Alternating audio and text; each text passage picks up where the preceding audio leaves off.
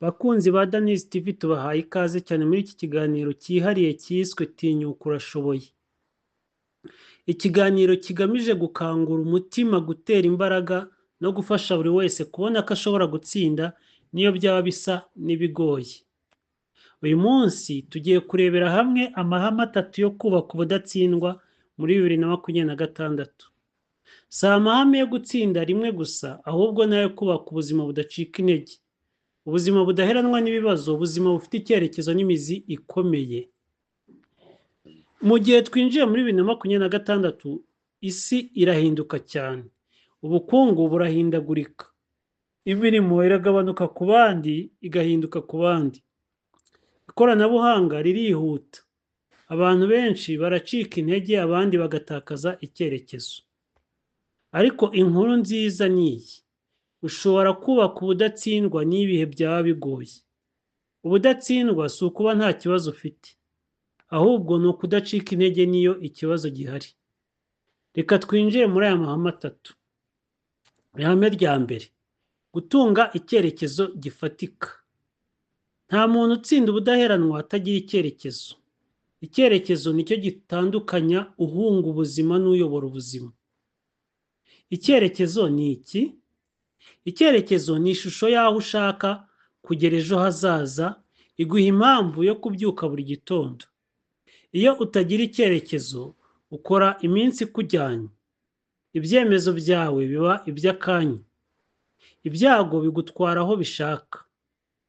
Ariko iyo ufite icyerekezo, ibibazo bihinduka amasomo, inzitizi zigahinduka intambwe, gutinda ntibiguhagarike. Kubera iki 2026 isaba icyerekezo? 2026 si umwaka wo kugerageza gusa, ni umwaka wo kwiyemeza. Abantu benshi baravuga bati, ngerageze mbone uko bigenda.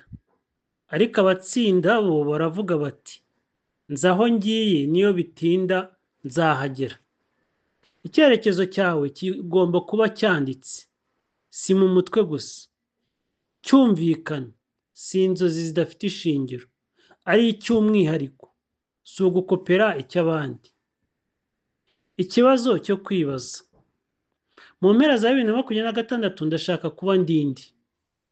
Ni iki nshaka kuba naragezeho mu mitekerereze, mu bukungu no mu buzima bwanjye?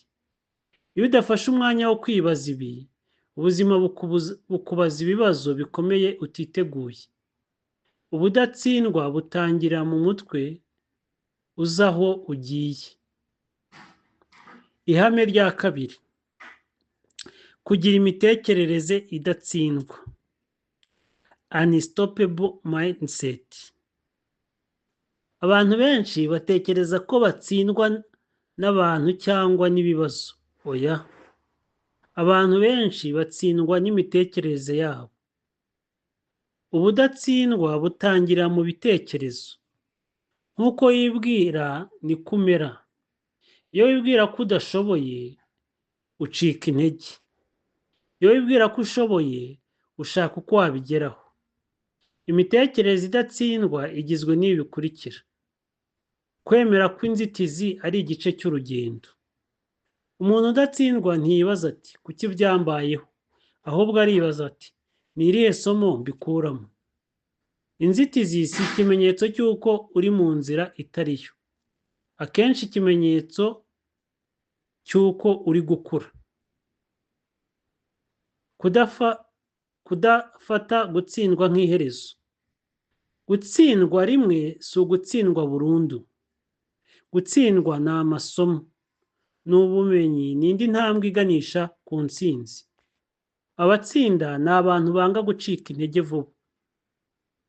Ibyica imitekerereze idatsindwa: hari ibintu bigomba kugabanywa cyangwa bikavanwa mu buzima bwawe muri 2026.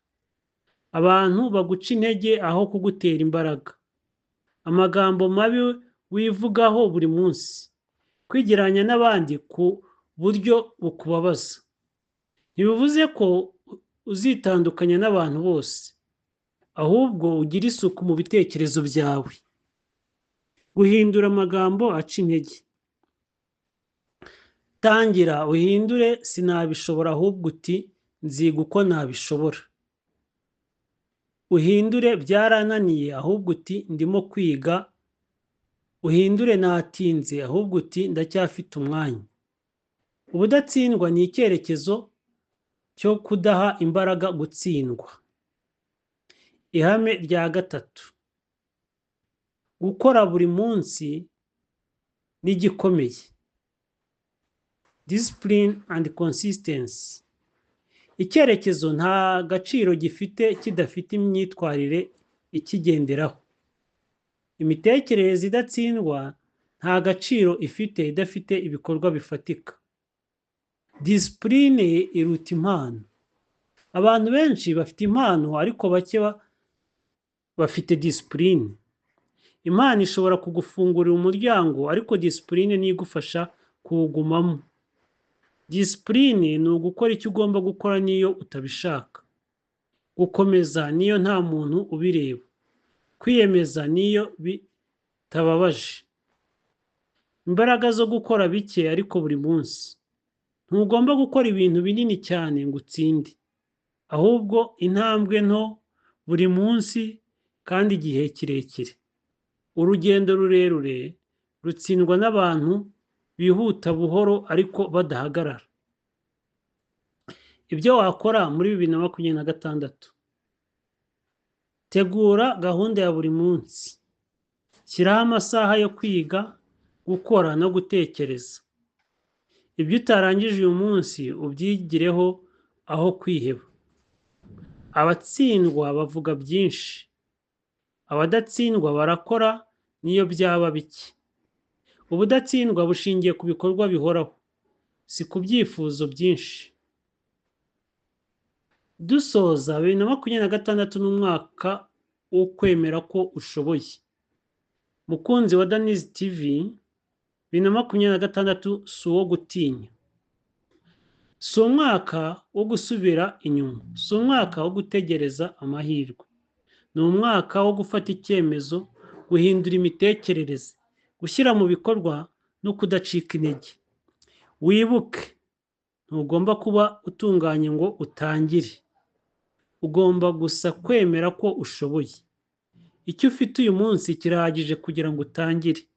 Icyo ukeneye kizaza mu rugendo. Turasoza iki kiganiro tugira tuti: tinyuka urashoboye. Ntutegereze igihe cyiza ahubwo igihe ni iki. Ntutegereze ko abandi bakwemera ahubwo iyemere wowe ubwawe. Murakoze kudukurikira kuri Daniz TV. Ntimuzacikwe n'ikiganiro gikurikira kandi mwibuke ubudatsindwa ni ihame si amahirwe. Mwari kumwe na Leopold Ushizimpumu.